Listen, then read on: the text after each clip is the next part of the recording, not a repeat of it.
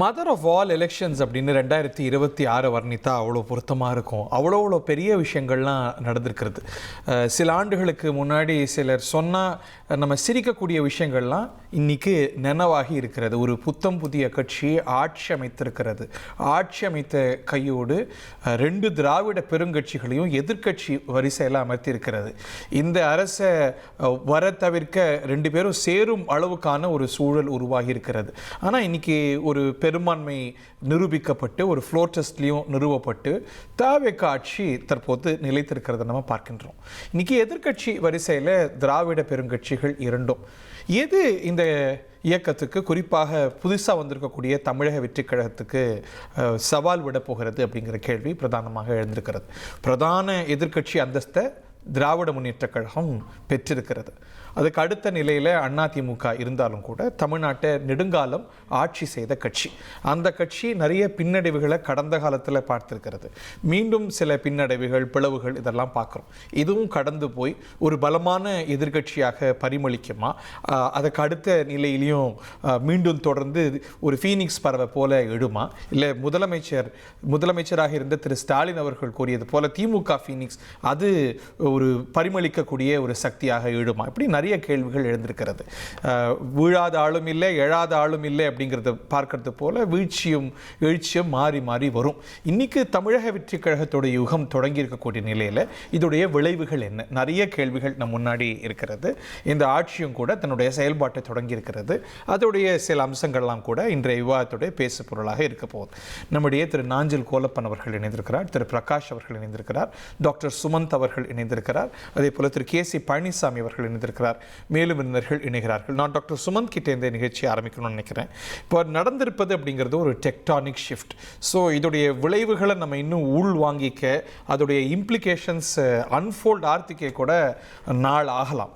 But if one can guess, இன்னைக்கு தமிழக வெற்றி கழகத்துக்கு சவால் விடக்கூடிய இயக்கம் அப்படின்னா அது திராவிட முன்னேற்ற கழகமா, இல்லை அவ்வளோ சீக்கிரமாக அதிமுகவை ரைட் ஆஃப் பண்ண முடியாதா?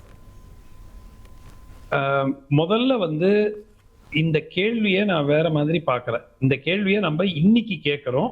வென் தமிழக வெற்றி கழகம் வெற்றி பெற்று விட்டது, ஆட்சி அமைத்து விட்டது. ஆனால் அவர்களுடைய கவர்னன்ஸ் ரெக்கார்ட் எப்படி இருக்க போகிறது என்பது யாருக்கும் தெரியாது. சோ ஒரு வலுவான எதிர்க்கட்சி தேவைப்பட்டு அதற்கு பிறகுதான் தமிழக வெற்றி கழகத்துக்கு ஒரு கடும் ஒரு நெருக்கடியை கொடுக்க முடியுமா, இல்ல எதிர்க்கட்சியா சும்மா இருந்தாலே இவர்கள் கவர்னன்ஸ்ல ஏதாவது தவறுகள் நடந்தால் அதை பயன்படுத்தி கொண்டு ஒரு எதிர்க்கட்சி ஆளுங்கட்சியாக மாற முடியுமா? ஏற்கனவே ஆட்சி சக்தியா இருந்தவங்களுக்கே ஒரு ஹனிமூன் பீரியட் கிடைக்கும். ஸோ ஒரு உச்ச நட்சத்திரம் வந்திருக்காரு, இப்பதான் they are learning the ropes of governance. So ஒரு இயல்பாகவே மக்கள் கொஞ்சம் கூடுதலான ஹனிமூன் பீரியட் கொடுக்க மாட்டாங்களா? நிச்சயமாக. யூஸ்வலா அந்த ஹனிமூன் பீரியட் என்பது ஒரு அரசுக்கு 100 நாட்கள். ஏன்னா நம்ம அடிக்கடி பார்ப்போம் 100 நாள் சாதனை அப்படிங்கறதெல்லாம் போடுவாங்க ஒரு அரசாங்கம். அதை தாண்டி நான் எதிர்பார்ப்பது மிக பெரிய லெவல்ல தவறான முடிவுகள் வரவில்லை என்றால் உறுதியாக மக்கள் 6 மாத காலம் அவகாசம் கொடுப்பார்கள். இந்த அரசுக்கு எப்படி பர்ஃபார்ம் பண்றாங்க, என்னென்ன திட்டங்கள் கொண்டு வராங்க, ஊழல் குறைஞ்சிருக்கா, லா அண்ட் ஆர்டர் எப்படி இருக்கு, மற்ற கொள்கைகள் ரீதியாக அவர்கள் எப்படி செயல்படுகிறார்கள், மாநில சுயாட்சிக்கு என்ன பண்றாங்க, இது எல்லாத்தையும் மக்கள் பண்ணி எடை போடுவார்.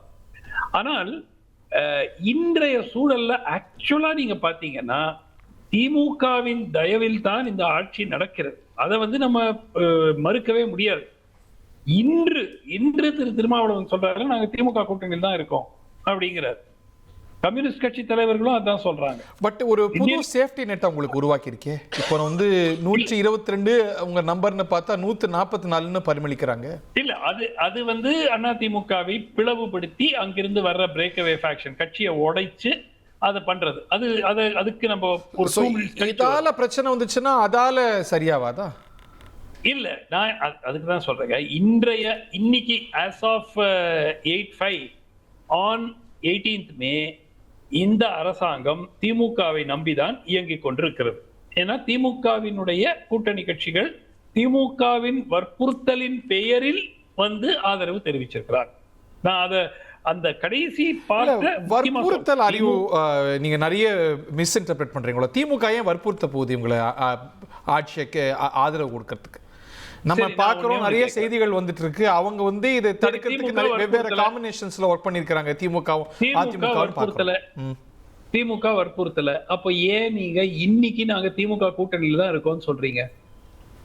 சார், நான் விட்டுட்டு வந்துட்டேன், திமுக கூட்டணியோட இருந்தேன், இன்னைக்கு நான் விட்டுட்டு வந்து தாவேக்காக ஆதரவு தெரிவிக்கிறேன், இப்படிதானே நீங்க சொல்லணும்? நான் திமுக கூட்டணியில் தான் இருக்கேன், தாவேக்கா அரசுக்கு ஆதரிக்கிறேன், ஆனா தாவேக்காவுக்கு பிரதான எதிரி திமுக. இது என்ன ஒரு புது அம்சமா இருக்கு, அது நம்ம பார்ப்போம். பட் ஆனா திமுக வந்து இவங்களை வந்து வற்புறுத்தி தாவேக்காவுக்கு ஆதரவு அளிக்கிறதுல அவங்களோட இன்ட்ரெஸ்ட் என்ன இருக்குதுல்ல? சரி, வற்புறுத்திங்கிற வார்த்தை உங்களுக்கு பிடிக்கலன்னா ஹரி, அறிவுறுத்தல் அப்படி வச்சுக்கலாமா? இல்ல, ஒரு வீட்டோ பண்ணாம இல்லாட்டி அவங்க பிரச்சனை பண்ணாம சரி போங்க அப்படின்னு சொல்லிருக்கலாம், ரொம்ப வற்புறுத்தாம இருக்கலாம்.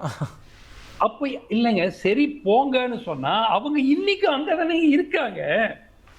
Hari, you are not getting my point. Yeah, I get it நவ. சரி, ஏதோ உங்க விருப்பம், இருங்க, உங்க விருப்பங்க, நீங்க அதுக்கப்புறம் நீங்க போறதுன்னா போய்க்கங்க. அது வந்து ஒரு அப்ரோச், கரெக்டா? கரெக்ட். அப்போ நீங்க we part on as friends, நண்பர்களாக நாம் பிரிவோம், கரெக்டா? கரெக்ட். அப்படி இல்லையே இது, இன்னைக்கு சொல்றாங்களே அவங்க, நாங்க அந்த கூட்டணியில தான் இருக்கோங்கறாங்களே. அப்ப how do you reconcile these two positions? திமுகவோடு கூட்டணி, தாவேக்கா ஆட்சிக்கு ஆதரவு. இதுதான் அவர்களுடைய வெளிப்படை நிலைப்பாடு. thing in Tamil Nadu politics. இது நம்ம பார்த்ததே இல்ல. That is why I am saying, இன்றைய சூழலில் அந்த சிவி சண்முகம், எஸ்பி வேலுமணியிடம் இருக்கக்கூடிய 20, 23, 24 நபர்கள் வந்து ஆதரவு தெரிவித்து இந்த அரசுக்கு சப்போர்ட் கொடுக்கும் வரை, அதிகாரப்பூர்வமாக வரும் வரை, இந்த அரசு இந்த 8 நபர்கள் உடைய ஆதரவை நம்பி இருக்கிறது. காங்கிரஸ் இல்ல, காங்கிரஸ் வந்துட்டாங்க, காங்கிரஸ் நாங்க திமுக கூட்டணியில் இருக்கோம்னு காங்கிரஸ் சொல்லுதா? இல்லையே. சோ சரி, இப்போ நீங்க என்ன சொல்றீங்க, இந்த அரசு திமுக கூட்டணி கட்சிகளோட தயவில் இருக்கு அப்படின்னு. பட் நான் ஏற்கனவே கேட்ட கேள்வியை வலியுறுத்தி கேட்கிறேன். இப்போ இந்த சிவி சண்முகம் ஆதரவு எம்எல்ஏக்கள் அது குறையலாம், கூடலாம், நிக்கலாம், அவங்களுக்கு ஆன்டி டிஃபெக்ஷன்லாம் வரலாம், வராம போகலாம். எப்படி பார்த்தாலும் அந்த எண்ணிக்கை இவங்களை காப்பாத்திராதா? அவங்களுக்கு டிஸ்குவாலிஃபிகேஷனே நடக்குதுன்னு வச்சுக்கோங்க, என்ன ஆகும்? தேர்தல் நடக்கும். தேர்தல் வந்து இடைத்தேர்தல் வந்து வழக்கமா என்ன திசையில போகும் தெரியும், ஆளுங்கட்சிக்கு சாதகமா போகும். அப்படியே போகலன்னு வச்சுக்கோங்களேன். 2019 இபிஎஸ் நாடாளுமன்ற தேர்தலோட பை எலெக்ஷன் சந்திச்சார், 9 தொகுதியில் ஜெயிச்சாரா? இவங்க கூடுதலா ஒரு 5-6 ஜெயிச்சு வந்துட்டாலே போதுமே. சோ என்ன பிரச்சனை? இல்ல ஹரி, நம்ம ரொம்ப அட்வான்ஸா குதிக்கிறோம். 6 மாத காலத்திற்கு இந்த அரசுக்கு எந்த ஒரு கவலையும் இல்லை. சரி, அதாவது இந்த அரசினுடைய ஸ்திரத்தன்மைக்கு, ஏன்னா கான்பிடன்ஸ் ஓட்டை இப்போ நம்பிக்கை வாக்கெடுப்பில் வெற்றி பெற்று விட்டார்கள்.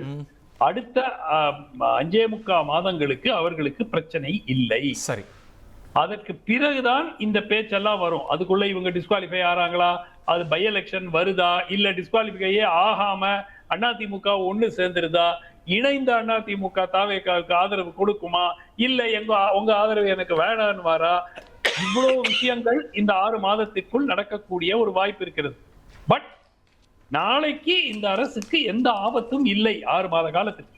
அதன் காரணமாக இன்னைக்கு நான் வந்து திமுகவை ஒரு எதிர்கட்சி என்று கூறுவதே வந்து அவ்வளவு கரெக்டா இருக்குமாங்கிறது எனக்கு எதிர்கட்சிக்கும் தோழமைக்கும் நடுவுல வருதுங்கிறீங்க?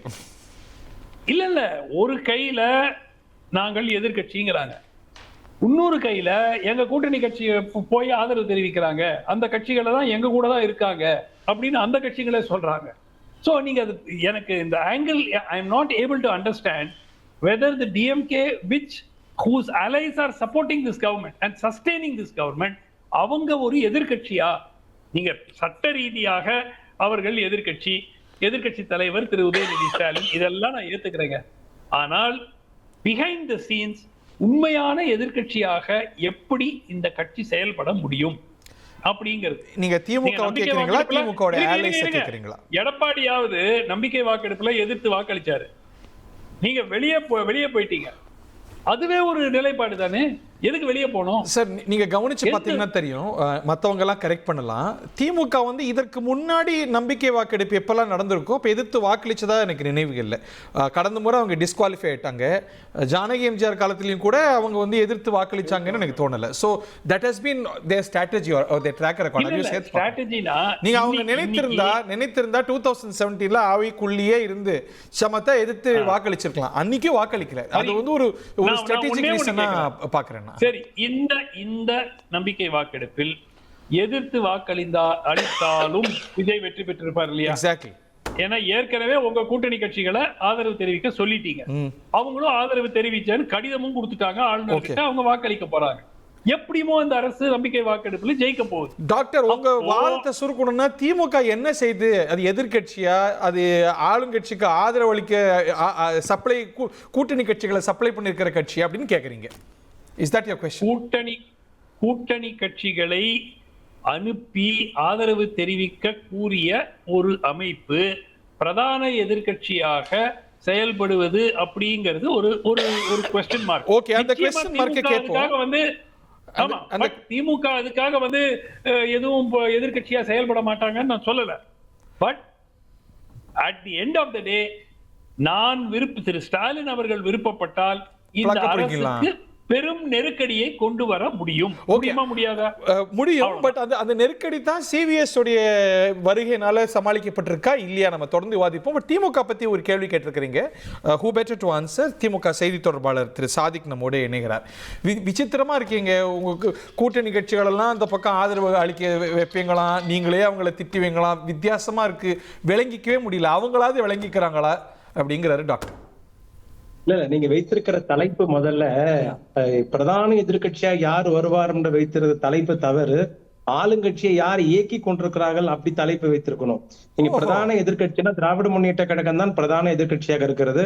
அதுக்கு உதாரணம் கடந்த ஒரு வார காலமாக, குறிப்பாக தமிழ்நாட்டின் முதலமைச்சராக நடிகர் விஜய் பொறுப்பேற்ற இந்த ஒரு வார காலத்தில் அவரை இயக்கி கொண்டிருந்தது, அவருடைய தவறை சுட்டி காட்டியது, அவரை பின்வாங்க வைத்தது, மகளிருக்கு உரிமை தொகை 1000 ரூபாய் போட வைத்தது என்று அது பதவி ஏற்பு விழாவில் வந்தே மாதரம் பாடலாக இருந்தாலும் சரி, அவருடைய ஜோசியக்காரை வாபஸ் வாங்குற விஷயமாக இருந்தாலும் சரி, அல்லது மகளிர் உரிமை தொகை போடுகிற விஷயமாக இருந்தாலும் சரி, அல்லது சட்டமன்றத்தில் கேள்வி கேட்கிற விஷயமாக இருந்தாலும் சரி, ஒரு பொறுப்புள்ள எதிர்கட்சியாக, ஒரு எதிர்கட்சி தலைவராக திராவிட முன்னேற்ற கழகம், அதனுடைய எதிர்கட்சி தலைவராக உதயநிதி ஸ்டாலின் மிக சிறப்பாக செயல்பட்டிருக்கிறார்.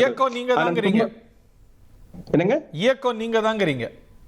நாங்க தான் இயக்கி கொண்டிருக்கோம். இயக்கிக்கணும் ஒரு எதிர்கட்சியாக, அதாவது அடங்காத காலமாடுக்கு ஒரு மூக்கணாங்கயிறு மாதிரி இன்னைக்கு ஆளுங்கட்சிக்கு ஒரு மூக்கணாங்கயிறாக அடக்கக்கூடிய வீரனாக திராவிட முன்னேற்ற கழகம் தமிழ்நாடு சட்டமன்றத்தில் இருக்கிறது. பேசுகிற பொழுது மரியாதைக்குரிய சும்மன் அவர்கள் குறிப்பிட்டார்கள், திராவிட முன்னேற்ற கழகத்துடைய தோழமை கட்சிகள் தானே விஜயோடி சென்றிருக்கிறது, அப்போது திமுக எப்படி ஒரு பொறுப்புள்ள எதிர்கட்சியாக செயல்பட முடியும் என்று. கூட்டணி தேர்தல் முடிந்து அந்த வாக்கு பதின்போது வைக்கப்படுகிற மை அழிவதற்குள்ளாகவே சொல்லாமல் கொள்ளாமல் காங்கிரஸ் எங்களை விட்டு போய்விட்டது. ஆனால் மீதி இருக்கிற தோழமை கட்சிகள் ஒரு தமிழ்நாட்டின் நலன் கருதி தமிழ்நாட்டில் இதையே சாக்காக வைத்து டெல்லியில் இருக்கக்கூடிய ஆட்சியாளர்கள் தமிழ்நாட்டில் ஆளுநர் ஆட்சியை கொண்டு வந்து தனக்கு தேவையான சட்டங்களை அவசரமா நிறைவேற்றிக் கொள்ளலாம் என்று துடித்துக் கொண்டிருந்த அந்த காலகட்டத்தில் தமிழ்நாட்டில் எந்த காரணத்தை முன்னிட்டும் அமித்ஷாவின் ஆட்சியோ மோடியின் ஆட்சியோ வந்துவிடக் கூடாது என்ற அதனாலதான் எடப்பாடி ஆட்சி அமைக்க முயன்றீங்களோ? இல்லைங்க, அது தவறான தகவல். திராவிட முன்னேற்ற தலைமை கழகமும் அது மறுத்திருக்கிறது. அதுக்கு முயற்சி செய்தார் என்று சொன்ன நடிகர் ரஜினிகாந்தும் அதை மறுத்திருக்கிறார். திருமாவளவன் மறுக்கல, என்கிட்ட இந்த ப்ரொபோசல் வந்துச்சுன்னு அவர் திருப்பி சொல்றார். இல்ல, அவரை முதலமைச்சர் ஆக்குவதை பத்தி அவர் பேசியிருக்கிறார். அப்படி ஒரு பேச்சுவார்த்தை எங்க நடந்தது, யாராக நடந்ததெல்லாம் எதுவுமே இல்ல. திரைமறைவு கேள்வி வேலைகளுக்கெல்லாம் பொதுவெளியில பதில் சொல்ல முடியாது. முதல்ல சொன்னாரே கம்யூனிஸ்ட் கட்சியோடைய தேசிய செயலாளர், மார்க்சிஸ்ட் கம்யூனிஸ்ட் கட்சியோட இல்ல, அதுக்கப்புறம் அவரே சொன்னார தவறான தகவல் அவரை மறுத்திருக்கிறார். அதாவது திராவிட முன்னேற்ற கழகம் அதிகாரப்பூர்வமாக வெளிப்படையாக எந்த அப்படி ஒரு வேலையை முன்னெடுக்கவில்லை என்பதை எங்களுடைய அமைப்பு செயலாளர் மறுத்திருக்கிறார். நாங்கள் அப்படி எந்த வேலையை செய்யலன்ட்டு. அது ரெண்டாவது, எங்களுக்கு ஒரு அவசியம் இல்லாதது. அப்படி மக்கள் தீர்ப்பை தலைவணங்கி ஏற்றுக்கொள்கிறோம். தவறு எங்கே நடந்திருக்கிறது நான் மறுக்கிறீங்க, அந்த மறுப்பு பதிவு செஞ்சுக்கிறேன். But no smoke without fire, இது வந்து கிட்டத்தட்ட ஒரு வேர்ல்ட் நோன் சீக்ரெட் மாதிரி. இல்ல, அதுல அந்த ஆளுங்கட்சியில் இருக்கக்கூடிய சில ஊடகங்களால் அது வந்து தமிழ்நாட்டு மக்களை திசை திருப்புவதற்கும் விஜய் எண்ணிக்கை சரியான கிடைக்கவில்லை என்பதை விமர்சனம் பொருளாக ஆகக்கூடாது என்பதற்காக ஒரு பரப்பப்பட்ட செய்தி தானே தவிர ஊடகம் தானே. கரெக்ட். அப்படி ஒரு செய்தி நடக்கவே இல்லை. இரண்டாவது, திமுகவும் மிகப்பெரிய வேதனையான விஷயம் என்னன்னா, தேர்தல் முடிவு ஆரம்பித்த கால் முதல் இன்று வரையில் அதிமுக தன்னை காப்பாற்றிக் கொள்வதற்கும், தன் அலுவலர்களை காப்பாற்றிக் கொள்வதற்கும், தன் கட்சியை காப்பாற்றிக் கொள்வதற்கும், தன்னுடைய சட்டமன்ற உறுப்பினர்கள் முன்னாள் அமைச்சர் எந்த பக்கம் இருக்கிறார் பார்க்கறதுக்கு நேரம் சரியா இருக்கே தவிர, தமிழ்நாட்டின் எதிர்கட்சியாக இன்று வரையில் ஒரு வேளையும் அதிமுக செய்யவில்லை. அப்படி அதிமுக செய்யாத போது அந்த அதிமுகவை திமுக ஒப்பிட்டு தாவேகாக்கு யார் எதிர்கட்சியா செயல்படும் கேட்பதே நகைப்பு கூறியது. ஆட்சி அமைத்த நாள் முதல். ஓகே, இப்ப நீங்க சொன்னீங்க ஜனாதிபதி ஆட்சி வந்துடக்கூடாதுங்கிறதுனால அவங்க விரும்பினாங்க, நீங்களும் அந்த கான்ஸ்டிடியூஷனாலிட்டி ஏத்துக்கிட்டு பண்ணீங்க அப்படின்னு. ஒருவேளை இந்த அரசு செயல்பாடு சரியா இல்லை அப்படின்னா நீங்க வந்துருங்க, நீங்க திருப்பி வந்துருங்க, வீட்டுக்கு வந்துருங்க, வீட்டு கூட்டணிக்கு வந்துருங்க, ஆட்சிக்கான ஆதரவை வித்ரா பண்ணிடுங்கன்னு நீங்க கோருவீங்களா மாட்டீங்களா? அந்த பிளக்க பிடிக்குவீங்களா இல்லையா?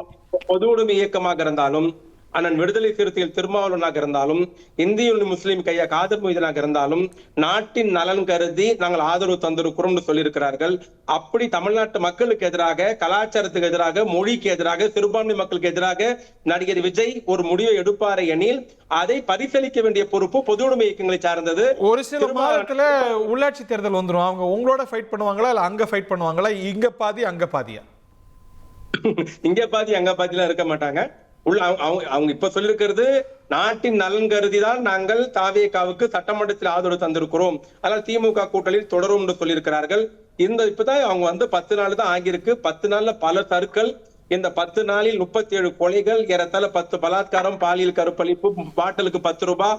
இன்னைக்கு எடப்பாடி பழனிசாமி அறிக்கை விட்டிருக்கிறார், ஆட்சி மாறி இருக்கிறத தவிர எதுவுமே மாறவில்லை என்று. ஆக டைலாக் பேசின நடிகர் விஜய் இந்த 10 நாள் என்ன செய்திருக்கிறார்? இலாகா பிரிப்பதில் எவ்வளவு தாமதம், அமைச்சர்களை நியமிப்பதில் எவ்வளவு தாமதம். இதுவரையில் இந்த 10 நாளில் முதலமைச்சராகி எந்த ஆட்சியாக இருந்தாலும், நான் பொதுவாக சொல்லுகிறேன், எந்த அரசாக இருந்தாலும் தேர்தல் வெற்றி பெற்று கோட்டையில உட்கார்ந்து என்று சொன்னால் முதல் அந்த ஒரு மாசம் பாத்தீங்கன்னா பெரிய ஆச்சரியமான அறிவிப்புகள்லாம் வரும், மிகப்பெரிய சாதனை எல்லாம் செய்வார்கள், அது பேசும் பொருளாக இருக்கும், எல்லாமே நடக்கும். ஆனால் மேடைக்கு மேடை பாட்டு பாடியவர், வசனம் பேசியவர், டைலாக் பேசியவர், ஸ்டைலா மைக் நாடி நின்றவர் ஆட்சிக்கு வந்த நாள் முதல் இந்த 10 நாளில் தமிழ்நாட்டு மக்களுக்கு உருப்படியாக ஏதாவது ஒன்றை அறிவித்திருக்கிறார் என்று சொன்னால் நிச்சயமாக இல்லை. அனைத்தும் எதிர்கட்சியின் நெருக்கடிக்கும் மக்களின் எதிர்ப்புக்கு பயந்துதான் இந்த அரசு நடந்திருக்கிறது. ஒரு 3 உதாரணம் மட்டும் சொல்றேன். அதிரடி அறிவிப்பு, குறிப்பா தமிழ் 3 உதாரணம் சொல்லி முடிச்ச 2 செகண்ட்ல. அதிரடி அறிவிப்பு, தமிழ்நாட்டு தொலைக்காட்சிகளுக்கு என்ன ஆச்சுன்னே தெரியல, என்ன அதிரடி அறிவிப்பு, மாசம் 2000 ரூபாய் தரப்போறான்னு டிவி போட்டு பார்த்தா 10 மணிக்கு மேல் மதுக்கடைகள் திறக்க கூடாது, விஜய் அதிரடி அறிவிப்பு. சார் இது என்ன சார் அநியாயம்? இது தமிழ்நாட்டுல 9:55க்கு கடையை மூடுவாங்க சார். இது வரைக்கும் நேத்து வரைக்கும் அதான் நடந்தது. வியாபாரம் நடக்கிற கடை ஏகப்பட்டது. புரியல? ஷட்டரை மூடிடுவாங்க, இல்ல கொஞ்சமாவது மூடுவாங்க. எவ்வளவு இடத்துல வியாபாரம் நடக்குதுன்னு அந்த கடைக்கு நான் போனதுல நான் அந்த டீடைல் தெரியாது. ஆனால் கேள்விப்பட்டு தான் சொல்றேன். 10 மணிக்கு கடையை மூடி விடுவாங்க சட்டம். இன்வெஸ்டிகேட்டிவ் ஜர்னலிஸ்ட் அப்படியே மூடிடுவாங்க. 10 மணி கடை மூடுறது நடைமுறையில் இருக்கிறது. இது ஏதோ புதுசா செய்த மாதிரி ஒரு சட்டம். போதை ஒழிப்பது இது எல்லாமே கடந்த கால ஆட்சியில் செய்யப்பட்டதை தான் இந்த முதலமைச்சர் செய்ததை போல பாவனா காட்டிக்கொண்டு ஸ்டிக்கர் ஒட்டி கொண்டிருக்கிறார்கள். போதை பொருள் தனிப்படை அமைப்பது திமுக ஆட்சியில் அமைக்கப்பட்டது, பெண்களுக்கு தனிப்படை திமுக அமைக்கப்பட்டது, கொடுக்கப்பட்ட பிங்க் வாகனம் திமுக ஆட்சியில் வழங்கப்பட்டது. ஐயா நீங்க என்ன செஞ்சீங்கன்னு கேட்டா உங்ககிட்ட பதில் இல்ல.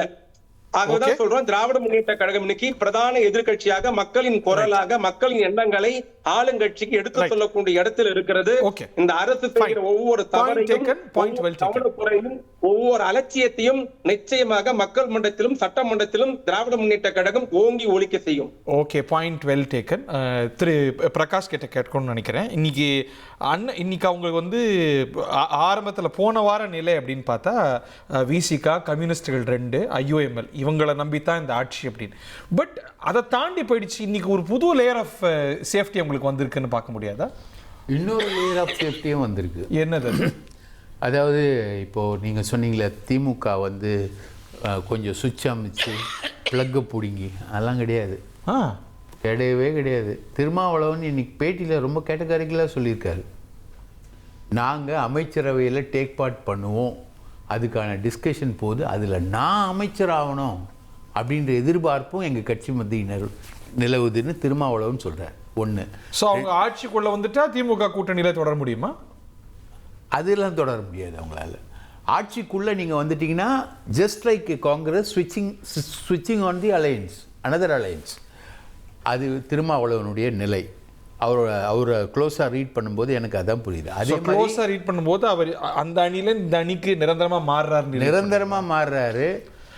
மாறுறவர் அதை சொல்லிடலாம் ஏற்கனவே. இன்னைக்கு அவருக்கு நான் இன்னமும் திமுக கூட்டணியில் தான் இருக்கேன், நீ ஏன் அவர் சாதிக்கணும்?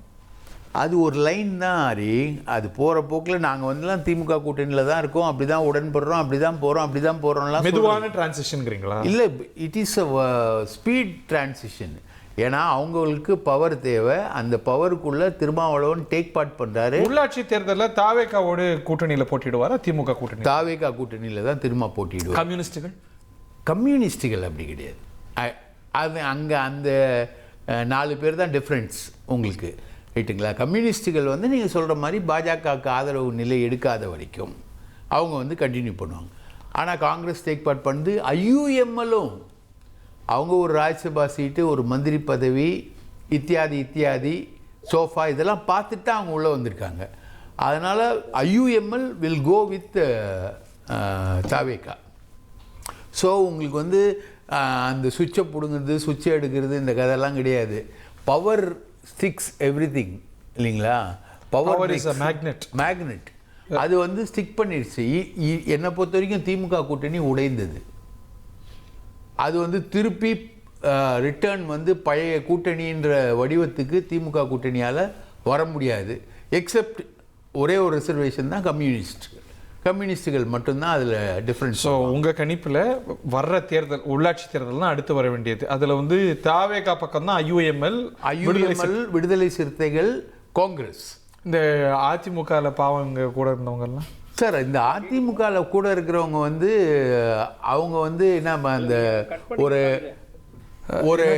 somebody speaking. Okay go ahead sir.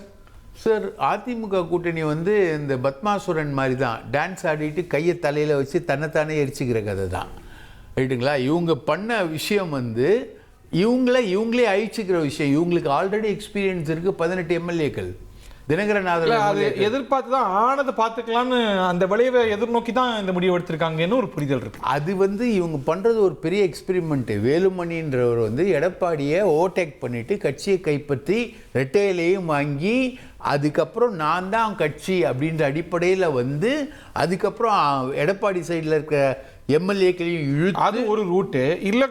இல்லை என்ன ஆகும், டிஸ்குவாலிஃபை ஆகிடுவாங்க, நிற்கலாம், எலெக்ஷனில் நிற்கலாம், மந்திரி ஆகலாம். அதான் அப்போ கூட உங்களுக்கு வந்து இந்த 6 months பீரியடுக்குள்ளே வராது, ரைட்டுங்களா? எலெக்ஷன் வேக்கண்ட் ஆகணும். அதுக்கப்புறம் அவங்க எலெக்ஷன் டேட் அனௌன்ஸ் பண்ணணும். அந்த டேட் எப்போ அனௌன்ஸ் பண்ணுறாங்க அதுக்கேற்ற மாதிரி தான். இன்றைக்கி லெவல் வந்து அவங்களுக்கு டிஸ்குவாலிஃபிகேஷன் தலைக்கு மேலே தொங்கக்கூடிய ஒரு கத்தி. அவங்க டிஸ்குவாலிஃபை ஆகிறதுக்கான விஷயம் அதிகம். ஏன்னா அவங்க பிரச்சனைனா தாவேக்காக அதனால பிரச்சனை இல்லையா? அதனால எப்படி பார்த்தாலும் வின் தானே அரசுக்கு. ஆமாம், அவங்க வந்து அதிமுகவை டேக் ஓவர் பண்ணா ஓகே, அதிமுகவோட கூட்டணி இல்லையா, ஒரு ஃபேக்ஷனா வாங்க, நீங்க ஒரு அமைப்பா இருங்க, இல்ல கட்சியில இணைஞ்சிருங்க அப்படின்னு சொல்லி எப்படி பார்த்தாலும் அரசுக்கான ஆபத்து நீங்க எதுன்னு பார்க்கலாமா? ஆபத்து நீங்கள் எதுன்னு பார்க்க முடியாது சார். இப்போது இன்னைக்கு வந்து கேரளாவில் பதவியேற்பு விழா வச்சுருந்தார். ராகுல் Gandhi was waiting for Vijay அங்கேருந்து போகல. ஏன்னு கேள்விப்படுறீங்க? ஏன்னு நான் கேள்விப்படுற வரைக்கும் மோடி அவர் போய் பார்க்கல, அமித்ஷாவை போய் பார்க்கல. 2வது முறை ராகுல் காந்தியோட ஷேர் பண்ணுறதுங்கிறது வந்து நீங்கள் ஆல்ரெடி காங்கிரஸ் இன்டேக் மினிஸ்ட்ரிக்குள்ளே வரீங்க. 2வது போய் ராகுல் காந்தியை நீங்கள் போய் பார்க்கறது வந்து சென்ட்ரல் கவர்மெண்ட்டோட விம்ஸ் அண்ட் ஃபேன்சிஸ்க்கு எதிரான ஒரு விஷயம். அதனால் நீங்கள் போகாதீங்கன்ற ஒரு அட்வைஸில் அவர் போகல.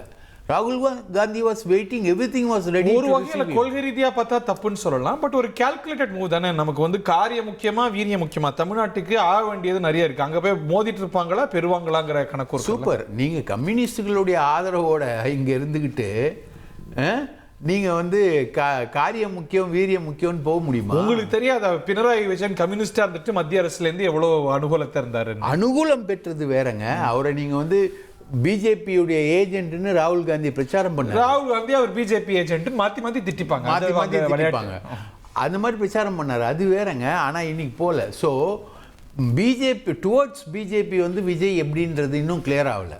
உங்களுக்கு எப்படியாவது அங்கே போய் கட்டி விட்டுறணும். சிபிஐ கேசஸ் இருக்குது, இன்கம் டேக்ஸ் கேசஸ் இருக்குது, ஆதவ் அர்ஜுனா மேலே அமலாக்கத்துறை கேசஸ் இருக்குது, மார்டின் மேலே கேசஸ் இருக்குது.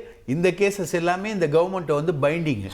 ஸோ இவங்கெல்லாம் எப்படி ரியாக்ட் பண்ணுவாங்கன்றது தெரியல. ரெண்டாவது, இந்த கவர்மெண்ட் ஃபாரின் ஆல் வந்து இப்போ தம்பி சொன்ன மாதிரி தான், திமுக தம்பி சொன்ன மாதிரி தான், பாட்டிலுக்கு 10 ரூபா இன்னும் முடியல, அப்படியே தான் இருக்குது. பாட்டு பாடினாரு, எல்லாம் பண்ணாரு, அது அப்படியே தான் இருக்குது. இப்போ 10 நாள் ஆகலை சார். 10 நாள் ஆகலை. பட் நீங்கள் என்ன சொன்னீங்க, முடிச்சிடுவோன்னீங்கள, முடியல. கனவுகளை விதைச்சிங்கள. எந்த சோஷியல் மீடியா வச்சு நீங்கள் ஆட்சிக்கு வந்தீங்களோ அதே சோஷியல் மீடியா வந்து ரிவர்ஸில் உங்களுக்கு வந்துடும். அதுதான் திரு ஸ்டாலின் அவர்கள் இன்னைக்கு பேசியிருக்கிறார். அது திரு கேசி பழனிசாமி, நீங்கள் என்னதான் அதிமுகவை தலைமையை விமர்சித்தாலும் கூட அதிமுக நல்லா இருக்கணும்னு ஒரு லைனோட முடிக்கிறவர். இன்னைக்கு இருக்கிற இந்த சேலஞ்சிலேருந்து மீண்டு ஒரு பிரதான சக்தியாக தவிகவுக்கு சவால் விட்டு பரிமளிக்க முடியும்னு நினைக்கிறீங்களா? அதிமுக தவிக ஆதரவு எதிர்ப்பு அப்படின்னு 2 கூறுபட்டிருக்கு.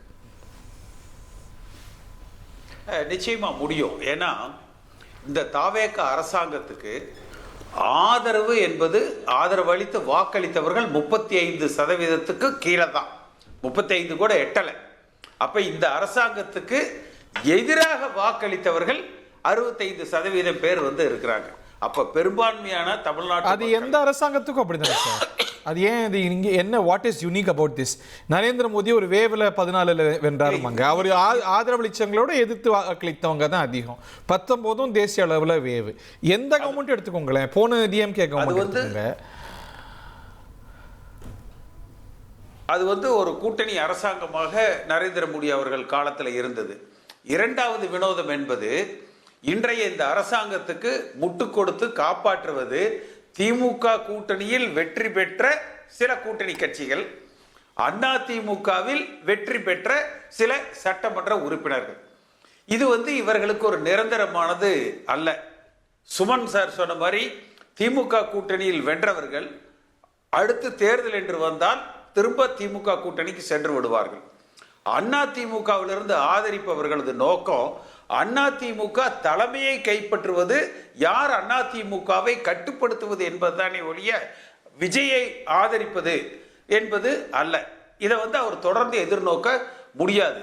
அப்ப இந்த அரசாங்கம் தாக்கு பிடித்து எதிர்கால அரசியலில் தாவேகா ஒரு தாக்கு பிடிச்சு நிக்கணும் அப்படின்னாலே இன்னொரு தேர்தலை அவர்கள் தயங்காமல் சந்தித்து மக்களிடத்துல மெஜாரிட்டி மேண்டேட் பெற்று அவர்கள் ஆட்சி அமைத்தாதான் அது தாவேகா அரசாங்கமாக இருக்கும்.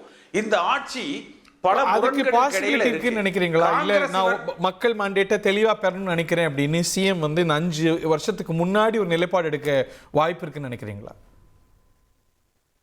அப்படி இல்லைன்னா மக்கள் மத்தியில இவர் கெட்ட பேர் வாங்கிடுவார். எப்படி மன்மோகன் சிங் அரசாங்கம் எடுத்தீங்கன்னா, மன்மோகன் சிங் வந்து மிக நேர்மையான ஒரு இந்திய அரசியல் தலைவர்களில் ஒருவர். ஆனா அவர் காலத்துல தான் அதிக ஊழல் நடந்தது. அவர் காலத்துல தான் காங்கிரஸ் ஆட்சி பொறுப்பை வந்து இழந்தது. அப்ப இங்க இன்றைக்கு கூட முல்லை வாய்க்காலை பத்தி திரு விஜய் பேசியிருப்பார். அந்த ஆட்சி 2 தடவை சேர்த்து பார்க்கணும். தினமும் பிரச்சனை. ஆனா 2 தடவை அதுதான் 2வது முறையில தான் நான் சொல்றேன். அதோட விஜய் வீட்டுக்கு போயிடலாம்னு சொல்றீங்களா என்ன? அதோட மக்கள் போடுமா, அதெல்லாம் மக்கள் முடிவு. அது வந்து 2வது. அதே போல இன்றைக்கு முல்லைவாய்க்காலை பத்தி விஜய் பேசியிருக்காரு. எப்ப பேசுறாரு? கூட இருக்கிற காங்கிரஸ் கட்சியினுடைய ஆதரவோட இந்த அரசாங்கத்தை வச்சுக்கிட்டு அந்த இலங்கை தமிழர்கள் லட்சக்கணக்கான பேரை சுட்டு கொன்னது யார்? அன்றைய காங்கிரஸ் அரசாங்கம். அதனாலதான் காங்கிரஸ் தமிழகத்துல வந்து ஒரு மாபெரும் வீழ்ச்சியை வந்து எதிர்நோக்குச்சு. ஆனா அந்த காங்கிரஸை கூட வச்சுக்கிட்டு அந்த முல்லைவாய்க்கால் வந்து அந்த சம்பவம் நம் நெஞ்சில் நிறைந்திருக்குதுன்னு சொல்றாரு. இது எப்படி வந்து சரியா இருக்கும்? அடுத்து எல்லோரும் சொன்னதை போல பாட்டிலுக்கு 10 ரூபாய்ன்னு சொன்னாரு. ஒரு நல்ல முதலமைச்சர், நிர்வாகம் தெரிந்த முதலமைச்சராக இருந்தால் சட்டம் ஒழுங்கு பொறுத்த வரைக்கும் பொறுப்பு எடுத்த உடனே அதுக்கும் ஆட்சிக்கும் அசம்பிளிக்கும் மெஜாரிட்டிக்கும் சம்பந்தமே கிடையாது. ஒரே message to the police department, அந்த அதிகாரிகள் வந்து சரியாயிடுவாங்க. நேற்று கூட சென்னையில் 2 கல்லூரி மாணவர்கள் கானா பாட்டு பாடிட்டு இருக்கிறவங்க நடு இரவில் ஒரு கேங்ஸ்டர்ஸால கொல்லப்பட்டிருக்கிறாங்க. அப்ப இதற்கு முன்பு சட்டம் ஒழுங்கு எப்படி இருந்ததோ அதுல எந்த முன்னேற்றமும் இல்லாம அதே சட்டம் ஒழுங்கு தான் இருக்குது. அதே போல நிச்சயமா 10 நாள் அப்படிங்கிற அதுதான் உங்களுக்கு நான் வித்தியாசத்தை சொன்னேன். சட்டமன்றத்துக்கும் அதுக்கும் சம்பந்தமே இல்லை. ஒரு முதலமைச்சர் ஒரே உத்தரவு உள்துறை காவல்துறை அதிகாரிகளுக்கு ஒரே உத்தரவு போட்டா நிச்சயமா இதெல்லாமே நடக்கும். ஏன்னா காவல்துறை அதிகாரிகளுக்கு தெரியும் அவங்க லிமிட்ல இருக்கக்கூடிய அக்யூஸ்ட் யாரு, ஒரு குற்றவாளிகள் பட்டியல் யாரு, கள்ளச்சாராயம் விற்கிறவ யாரு, போதைப் பொருள் விற்கிறவ யாரு, எல்லாம் ஏதோ ஒரு அரசியல் கட்சி அடையாளத்துல பதுங்கிட்டு இருப்பாங்க. அப்ப அந்த அவர்களை தொட்டால் தங்கள் பதவிக்கு ஆபத்து வரும் என்று அந்த அதிகாரிகள் பயந்துகிட்டு இருப்பாங்க. அப்ப இன்றைக்கும் அந்த அதிகாரிகள் பயப்படுறாங்களா என்ன? ஏன் பயம் இல்லாம தமிழ்நாடு போலீஸ் நினைச்சாங்கன்னா 24 மணி நேரத்துல தமிழ்நாட்டில் கள்ளச்சாராயம் இருக்காது, வெட்டுக்குத்து இருக்காது, எந்த சட்டம் ஒழுங்கு கண்ட்ரோல்ல இருக்கும். திறமையான அதிகாரிகள். ஏன் அவங்க பயப்படுறாங்க?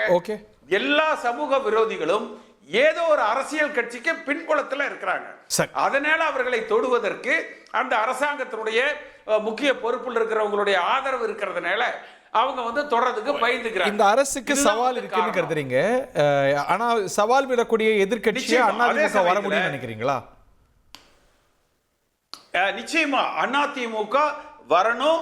சாதிக் சார் அவர் முடிச்சிட்டு நான் வந்துடுறேன். நான் மத்தவங்கள பேசணும். சாதிக் சார் ப்ளீஸ் வெயிட், நான் வந்துடுறேன். அதாவது திமுக பாத்தீங்கன்னா என்றைக்குமே ஒரு எதிர்க்கட்சி அரசியலுக்கு பழக்கப்பட்ட ஒரு கட்சி. மக்கள் அதை எதிர்க்கட்சியாகத்தான் அதிகமாக பார்த்திருக்கிறாங்க தமிழ்நாட்டில். அதிமுகவை பொறுத்த வரைக்கும் ஆளுவதற்கு ஒரு தகுதியான கட்சி. ஆனா இன்றைக்கு அதில் இருக்கிற பிரச்சனை யார் அதிமுகவை கட்டுப்படுத்துவது என்று இருக்குது. ஆனா அதிமுக தொண்டர்கள் அதை பார்க்கல. யாரால் அதிமுகவை கட்டமைக்க முடியும் என்றுதான் எதிர்நோக்குறாங்க. சுயநலத்தை விட்டு எல்லோரும் ஒருங்கிணைந்து பயணித்தால் நிச்சயமாக ஆளுகிற வாய்ப்பை அதிமுக பெறும். அதற்கு ஒரு தம்பி சாதி கூட பேசுகிற பொழுது என்ன சொன்னார் பாருங்க, இன்னைக்கு கூட எடப்பாடி பழனிசாமி அறிக்கை விட்டிருக்கிறாரு என்று அவருடைய எதிர்க்கட்சி அரசியலை சொல்லி எனக்கே வியப்பா இருந்தது. அப்ப எடப்பாடி பழனிசாமி கோட் பண்ணி ஒரு திமுக செய்தி தொடர்பாளர் நான் கூட காண்பது நிஜமா கனவான்னு கிள்ளி பார்த்துக்கிட்டேன். ஆமா பேசினார்ல, அது நான் பாராட்டுறேன். அவர் தம்பியை நான் பாராட்டுறேன். அதாவது அந்த அளவுக்கு எதிர்க்கட்சி அரசியல் செய்யக்கூடிய ஒரு வலிமையுள்ள கட்சி அதிமுக கட்சி. ஆனா யார் அதை கட்டுப்படுத்தி காஸ்பர் சாமிநாதன் ஒரு ட்வீட் போட்டிருப்பார், யார் கட்டுப்படுத்துவது என்பது முக்கியம் அல்ல, யாரால் கட்டமைக்க முடியும் என்பதுதான் முக்கியம். அப்படி கட்டமைக்க முடிபவர்களிடத்துல இந்த கட்சி தலைமை இருந்தால் நிச்சயமாக ஆளுகிற தாவேகாவையும் வீழ்த்தி எதிர்க்கட்சியாக இருக்கிற திமுகவையும் வீழ்த்தி அடுத்த ஆட்சி அமைக்கிற வல்லமை அதிமுகவுக்கு இருக்கு. ஓகே, பார்ப்போம். திரு சாதிக், நீங்க குறுக்க வந்தீங்க, ரொம்ப சுருக்கமா. திரு கோலப்பன் அவர்களுக்கு நான் இன்னும் பேச வாய்ப்பே தரல. Please be mindful. Sadiq sir கேட்கல. Unmute yourself. Audio some issue. மியூட்ல இருக்கீங்களா? நீங்க பேசுறது கேட்கல. நான் மீண்டும் வரேன். இப்ப கேக்குதா? கேக்குது. சுருக்குமா சார், சுருக்குமா. நான் ஒரு விஷயம் குறுக்கில்லான்னு இருந்தேன். பழனிசாமி இருந்ததுக்கு அப்புறம் 2 விஷயம் ஆயிடுச்சு. அது எனக்கு ஆச்சரியமா இருந்தது. பழனிசாமி என்ன பாஜக செய்தி தொடர்பாளர் மாதிரியே பேசினாரு. மன்மோகன் சிங், ஆமா, மன்மோகன் சிங்கருடைய 2ஆம் கட்ட ஆட்சி ஊழல் மலிந்த ஆட்சியாக இருந்ததுன்னு குற்றச்சாட்டு சொன்னாரு. எந்த ஊழல் பேசப்பட்டதோ மரியாதைக்குரிய மோடியோடைய 12 ஆண்டுகால ஆட்சியில் மன்மோகன் சிங்கோடைய ஆட்சியின் ஒரு ஊழல் கூட இதுவரையில் குற்றப்பத்திரிகை கூட தாக்கல் செய்யப்படவில்லை. அவர்கள் மன்மோகன் சிங் மீது சொன்ன நிலக்கரி ஊழல் காலாவதி ஆகிவிட்டது. விட்டு போயிட்டாங்க சார். அவங்களுக்கு வக்காலத்தெல்லாம் வாங்கிட்டு இருக்காங்க. விடுங்க அடுத்து. இல்ல நீங்க போற போக்குல அடிச்சு விடாதீங்க. 2வது ஆட்சி தான் தவறா இருந்ததுன்ட்டு. எந்த ஆட்சியும் தவறா இல்ல. உங்களை போல ஊடகங்களால் அது பெரிதாக்கப்பட்டது தவிர இந்த ஆட்சி எந்த குற்றச்சாட்டையும் நான் எங்க வந்த செவனேன்னு இருந்த உங்களை போல ஊடகம் வந்துட்டு உங்களை போட்ட உங்களை நெறியாளர் சொல்லல, ஊடகங்கள் கட்டமைத்ததால். 1. 2வது சொன்னீங்க செய்தி சாதிக்கு திமுக செய்தி தொடர்பாளர் எடப்பாடி பழனிசாமி. இல்ல எல்லா எதிர்க்கட்சிகளும் இந்த 10 நாளில் இந்த அரசை குறை சொல்ல ஆரம்பித்திருக்கின்றக்காக உதாரணம் சொன்னேன். Okay okay. உங்க மேல அவர் மேல பாஸ் எல்லாம் வந்துடல, நான் புரிஞ்சுக்கிட்டேன். முதலமைச்சர் ஆகணுங்கிற பாஸ் எல்லாம் வந்துடல. Point taken, point well taken. Kolappan sir என்ன இருக்கு பேச? சார் இப்படிதான் 4 பேர் 5, இப்போ இங்கே 5 பேர் இருக்கு அரங்கத்தில். 5 பேர்ல 4 பேருமே தாவேகா தலைவரை சொல்லிட்டு அடிச்சீங்கன்னா அப்போ மக்கள் மனசுல அவர் ஈஸியா இடம் பிடிச்சிருக்காரு. அதான் உண்மை. எப்படி அவரை வந்து ஒரு பிரச்சாரத்துக்கு போக விடாமல் தடசம் பண்ணி பல பிரச்சனைகளை இடையூறுகளையும் கொடுத்தோமோ அதான் மக்கள் அவரை வந்து தலைவராக எடுத்துக்கிட்டாங்க. அவர் செய்யட்டுமே, ஒரு 100 நாள் நீங்கள் ஒரு டைம் கொடுங்கிறது என்னுடைய கோரிக்கை. ஏன்னா வரதுக்கு முன்னாடி இங்கே பிரச்சனை, அங்கே நடக்கு, இங்கே பிரச்சனை செய்வாங்க. இப்போ தான் நீங்கள் ஒன்றொன்னா பார்த்துட்ருக்கீங்க, நியமனங்கள் வருது, இப்போ ஒவ்வொன்றா பண்ணிக்கிட்டே வந்துட்டுருக்கிறார். என்னை பொறுத்த வரைக்கும் நான் எந்த கட்சியும் கிடையாது. ஏன்னா பல பேரங்கள் முன்னாடியே பேசப்பட்டு நாங்களும் அந்த அழிவு பாதைக்கு ஒரு சூழ்நிலைக்கு வந்துட்டோம். இப்போ திமுக பொறுத்த வரைக்கும் அண்ணன் ஓபிஎஸ் அவர்களை வந்து 1 மாத காலத்திற்கு முன்னாடி இணைச்சதே ஒரு பெரிய தவறு தான். அதுவும் ஒரு பேரத்துக்கு உள்ளாடி போய் உள்பட்டு வருது. அதனால நாங்கள் பாதிக்கப்பட்டு தானே வந்திருக்கோம். அவர் போய் விஜய்கிட்ட ஆதரவு கொடுத்துடக்கூடாது. இருந்திருக்கலாம், வேலை நடந்திருக்கனால தானே 1 மாதத்தில் ஒரு முன்னாள் முதலமைச்சரே கொண்டு வந்து நீங்கள் கொண்டு வந்து கட்சியில் இணைக்கிறீங்க. அவர் கூடால இருக்கிறவங்க எத்தனை பேர் 234 தொகுதியில் மாவட்ட செயலாளர் இருப்பாங்க, ஒன்றிய செயலாளர் இருப்பாங்க. அவங்களோட நிலைமை என்னான்னு தெரியாமல் அவரை மட்டும் தனிப்பட்ட முறையில் கொண்டு போய் பண்ண மாதிரி பல பிரச்சனைகளால் தான் இன்னைக்கு நம்ம பிரிஞ்சு கிடக்கிறோம். அது வந்து அதிமுக அவர் ஒரு பக்கம் பிரிச்சு கொண்டு போய் முடிச்சாச்சு. சார் நீங்க அதுதானே சார் கொண்டு வந்தீங்க. இப்போ இந்த டாபிக் என்னது கொண்டு வந்திருக்கீங்க? அதிமுக தான் கொண்டு வந்திருக்கீங்க. நாங்கள் என்ன செய்ய, இப்போ அவர் பழனிசாமி என்ன சொன்ன மாதிரி வேலு அவர் நம்ம வேலுமணி அண்ணன் அவர் ஒரு பக்கம் தனியாக வந்துட்டாரு. பழனிசாமி அண்ணன் தனிப்பட்ட முறையில் இப்போ 2ஆக பிரிஞ்சிருச்சு. ஓபிஎஸ் இபிஎஸ்ன்னு போனது போய் இப்போ இபிஎஸ் சிவிஎஸ்ன்னு ஆகிப்போச்சு. இவங்க வந்து தாவேக்காவோட தான் ஒட்டிட்டு இருப்பாங்களா, இல்லை அவங்களுக்கு இது சரியா அமையல? நீங்கள் இப்போ வந்து திமுக தலைவர் ஸ்டாலின் அவர் என்ன சொல்லுவாருன்னா, நாங்கள் வச்ச ஆட்சி எங்களால் தான் இந்த ஆட்சி நடக்குங்கிறாரு. திருமாவளவன் அவர் என்ன சொல்கிறாரு, நான் வந்து இங்கே தான் நிற்பேன், திமுக கூட தான் கூட்டணி, ஆனால் நாங்கள் ஆட்சிக்கு ஆதரவு. சார் ஒரே ஒரு சின்ன கேள்வி சார், அடுத்து திருச்சிக்கு மறு தேர்தல் வருது சார். அந்த மறு தேர்தலில் விசிகாவோட நிலைமை என்ன? திமுகவோட கூட்டணி வைப்பாங்களா? திமுக நிப்பாட்டிருக்க வேட்பாளருக்கு ஆதரவு தெரிவிப்பாரா, இல்ல தாவேகா நிப்பாட்டி வச்சிருக்க வேட்பாளருக்கு ஆதரவு தெரிவிப்பாரா? உள்ளாட்சி தேர்தலை பத்தி பேசுறோம். உள்ளாட்சி சார் அடுத்த வாரம் மறு தேர்தல் இருக்கு சார். மறு தேர்தலுக்கு நீங்க என்ன பண்ணுவீங்க அதை சொல்லுங்க. ஒரு கேள்வி கேட்டு சொல்லுங்களேன். சொல்லுங்க, நீங்களே கேளுங்க. என்னங்க ஒரே கேள்வி. இதே அதிமுகவை நடிகர் விஜய் மேடை தோறும் ஊழல் சக்தின்னு சொன்னாரு. விஜயபாஸ்கர் மீது ஊழல் வழக்கு இருக்கு, எஸ்பி வேலுமணி மீது ஊழல் வழக்கு இருக்கு.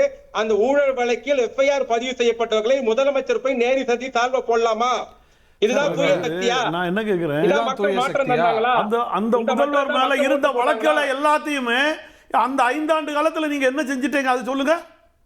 அந்த வழக்கு உங்க திமுக ஆட்சியில இருக்கும்போது என்ன பண்ணுனீங்க அதை சொல்லுங்க. கவர்னர் தான் இருக்கட்டும். கவர்னர் கையெழுத்து போடாமல் பாதுகாத்தார், நடவடிக்கை எடுக்காமல். சார் கவர்னர் கையெழுத்து போடலாம், அதுக்கு அடுத்து மேல நீதிமன்றம் இருக்கு.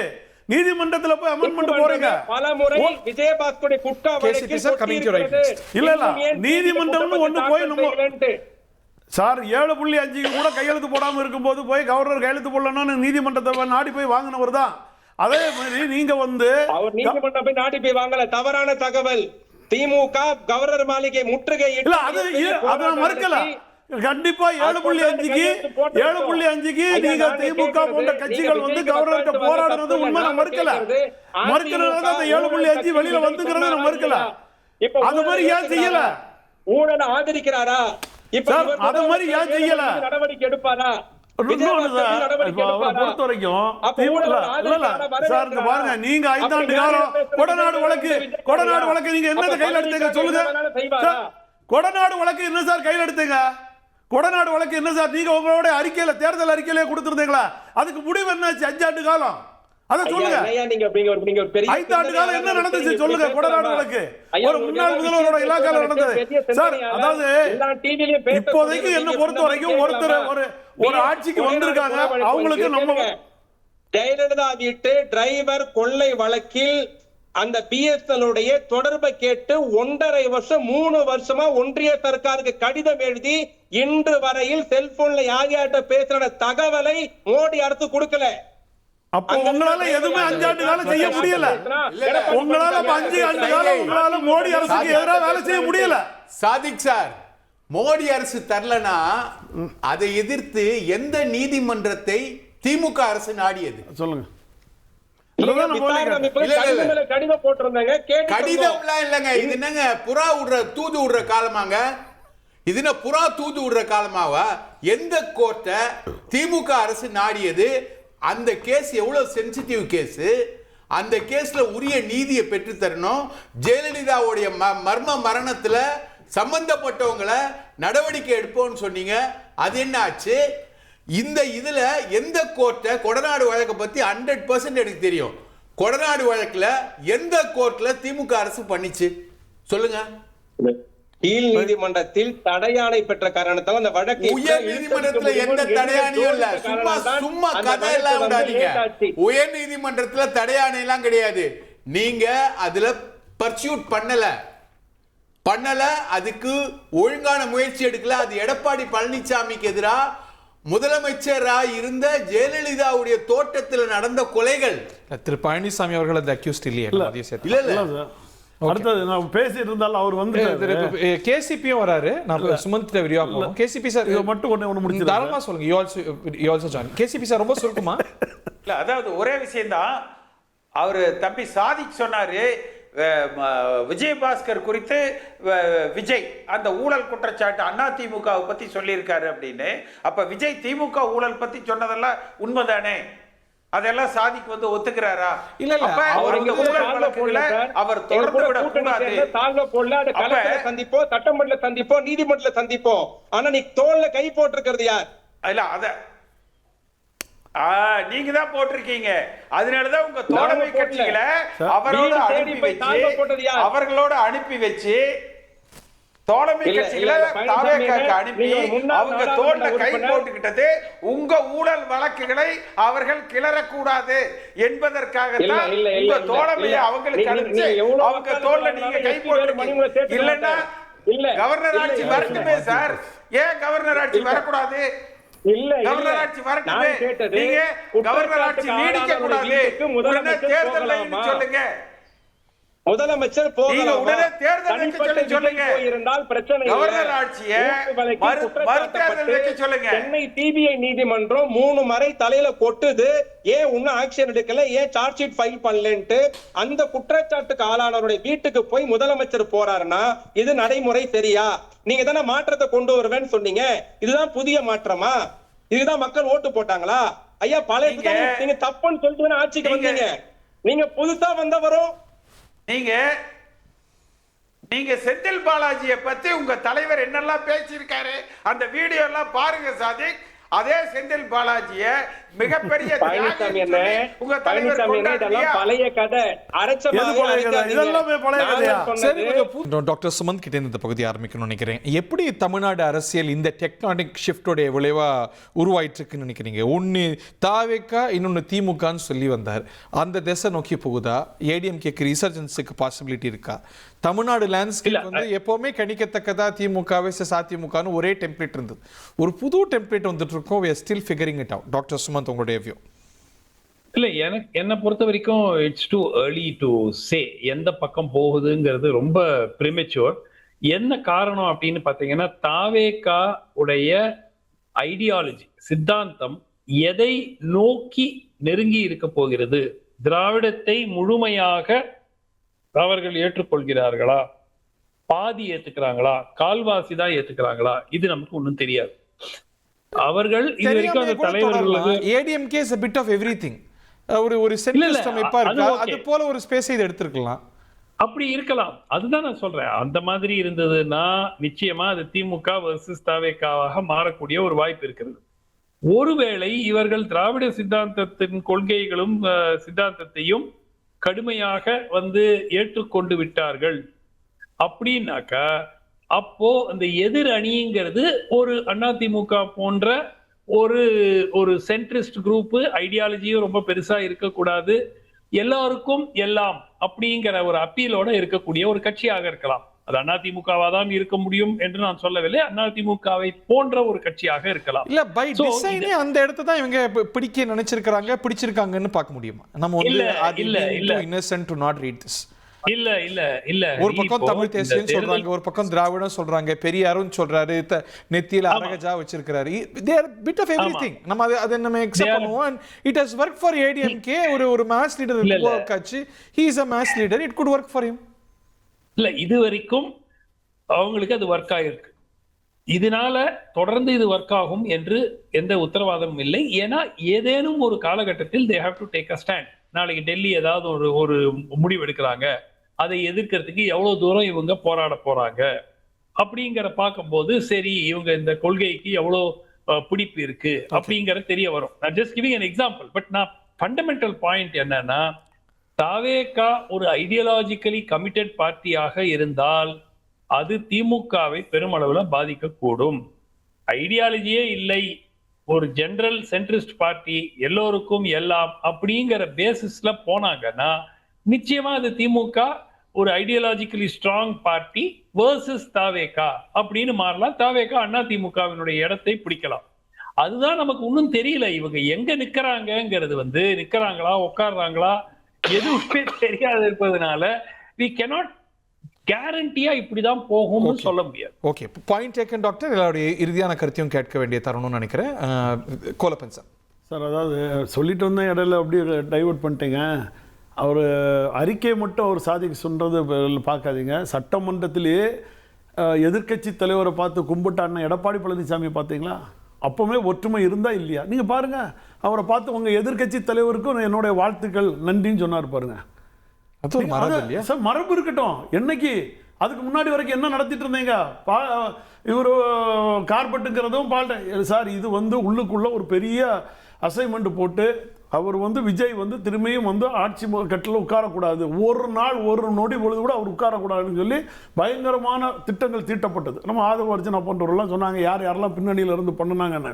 இப்பவும் அது போல உள்ள செயல்பாடுகள் நம்ம எதுவுமே பண்ணாத அளவுக்கு திமுக, நான் இப்பவும் சொல்றேன், அண்ணா திமுக அழியாது சார். நான் இப்போ நீங்கள் யார் வேணாலும் சொல்லுங்கள், அண்ணா திமுக அழிஞ்சு போகும் தமிழ்நாட்டில்னு நீங்கள் சொல்ல முடியாது.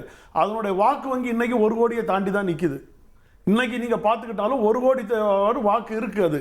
அது அழியாது. நீங்கள் இங்கே 20 கட்சி 15 கட்சி எல்லாம் அதெல்லாம் சேர்த்த நாங்கள் கணக்கு போடல. அதிமுக பட்டி தொட்டி கிராமங்களில் எங்கே போனாலும் அந்த ரெட்டை இலை சின்னத்துக்குன்னு மரியாதை. அது எடப்பாடி பழனிசாமிக்கோ இல்லை வேலுமணி இவங்களும் போன்ற அவங்களுக்கோ வச்ச முகம் கிடையாது.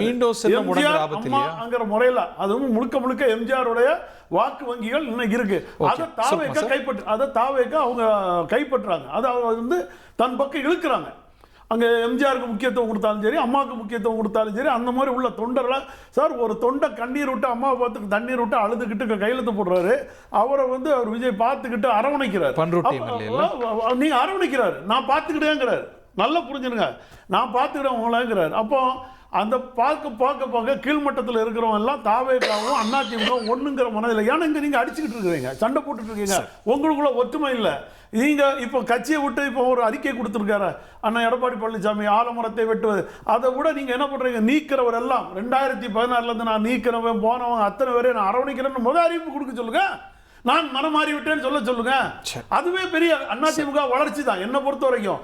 அதுக்கு பிறகுதான் நம்ம வளர்ந்து வந்த கட்சியை போய் நம்ம தாக்கம் பண்ணிட்டு இருக்கிறத விட அவருடைய செயல்பாடு கரெக்டா இருக்கு சார். அவரை பொறுத்த வரைக்கும் அரசியல் பண்றாரு சார், எல்லாத்துலயும் அரசியல் பண்றாரு, அரசியல்ல நிப்பாரு. 2029 இப்ப அவர் சுமன் சார் சொன்னது போல அவருக்கு கூட்டணி அமைஞ்சிருச்சு. நீங்க டெல்லியில ஏதாவது கோளாறு பண்ணாலும் அவங்களுக்கு கை கொடுக்க முடிச்சிருங்க சார். நான் நேரத்தை பகிரணும். Okay, finish your thoughts. இறுதி கருத்து சார். சொல்ல வந்தலே சொல்லிட்டீங்க, சொல்லி முடிச்சிருங்க. நேரத்தை என்ன பொறுத்த வரைக்கும் நான் சொல்றேன், தாவேகாவை பொறுத்த வரைக்கும் நீங்க 4 கட்சி சேர்ந்து அழிக்கணும்னு நினைச்சாலும் அது அழிக்க முடியாது போல, அதாவது பீனிக்ஸ் பறவை போல வளர்ந்துகிட்டே இருப்பார். ஓகே, திரு சாதிக் இறுதி கருத்து. எடப்பாடி பழனிசாமி எதிர்கட்சி தலைவரை பார்த்து வணக்கம்னு சொன்னது கூட ஏதோ கூட்டு இருக்கு சதி இருக்கு அண்ணன் சொன்னாரு. தமிழ்நாட்டு முதலமைச்சர் சாதிக் சார் 100% கூட்டு உண்டு. அண்ணன் இளங்கோவன் எங்க தலைவர் சொன்னா ஏத்துக்கிடுவான்னு சொன்னாரா சொல்லலையா? அதே தம்பித்துறை எந்த நிர்வாகியா இருந்தாலும் தொண்டனா தலைவர் சொன்னாதான் ஏத்துப்பன்னு சொல்லுவாங்க. தலைவர் சொல்லல. எல்லா கட்சி தலைவர் வீட்டுக்கு போனார், அதுல என்ன சதி இருக்கு? முதலமைச்சர் விஜய் எல்லா கட்சி தலைவர் வீட்டுக்கு போனாரு, சதி இருக்கு அதுல?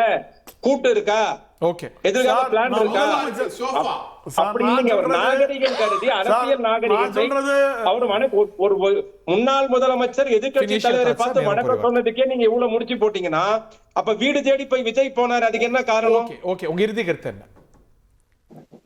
திராவிட முன்னேற்ற கழகம் தமிழ்நாடு சட்டமன்றத்தில் நேரம் இல்ல சார், ப்ளீஸ் allow me.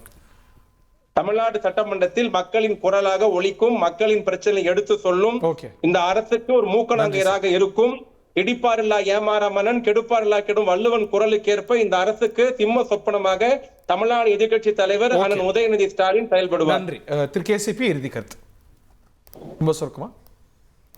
திமுக போல தாவேகாவும் தலைவர்களை தம் பக்கம் இழுத்துக் கொள்வதனால் அதிமுக வாக்கு வங்கியை சரித்து விட முடியாது.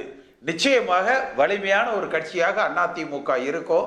தலைமையினுடைய தவறுகளால் கடந்த 10 ஆண்டுகளாக தொடர் தோல்வியை அதிமுக சந்தித்திருக்கிறது.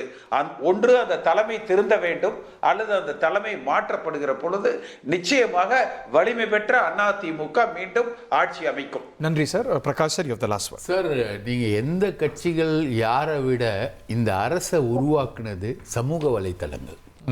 சமூக வலைத்தளங்கள் மீம்ஸ் இதுதான் உருவாக்கிச்சு. ஆனால் இந்த ஆட்சி போகிற ஸ்பீடு பார்த்திங்கன்னா இப்போமே பல மீம்ஸ் வந்து இந்த ஆட்சிக்கு எதிராக வந்துச்சு. எந்த சமூக வலைத்தளங்களால் இந்த ஆட்சி உருவாகிச்சோ அதே சமூக வலைத்தளங்கள் இந்த ஆட்சியை வெகு விரைவில் வீழ்த்தும். ஓகே, பார்ப்போம். அது டூ ஏர்லி டு சே. யார் வாழ்வதையும் வீழ்வதையும் நம்ம வந்து அவ்வளோ சீக்கிரமாக கணிச்சிட முடியுமான்னு தெரியல. இப்போ தான் ஆட்சிக்கு இந்த அரசு வந்திருக்கிறது. எப்படி தமிழ்நாடு பொலிட்டிக்கல் லேண்ட்ஸ்கேப் வடிவமைப்பு ஆக போகுது, தாவேகா ஆளும் சக்தியாக வந்திருக்கிறது, யார் பிரதான எதிர்ப்பு சக்தியாக, பிரதான எதிர்க்கட்சியாக பரிமளிக்கக்கூடிய திராவிட முன்னேற்ற கழகம் தானா, இல்லை அந்த இடத்தை அதிமுக விட்டுருமா மீட்டுருமா, இப்படி நிறைய கேள்விகளுக்கு நம்ம விடை தெரிய வேண்டியிருக்கிறது. ஒரு டெக்டானிக் ஷிஃப்ட் தமிழ்நாட்டு அரசியலில் உருவாகிருக்கு. இது எப்படி தமிழ்நாட்டு அரசியல் உருவாக போகுது, களம் எப்படி வடிவமைக்க போகுதுங்கிறத வரக்கூடிய நாட்கள் தான் நமக்கு சொல்லும். நிகழ்ச்சியில் பங்கு கொண்ட விருந்தினர்கள், பார்த்தினர்கள் அனைவருக்கும் நன்றி, வணக்கம்.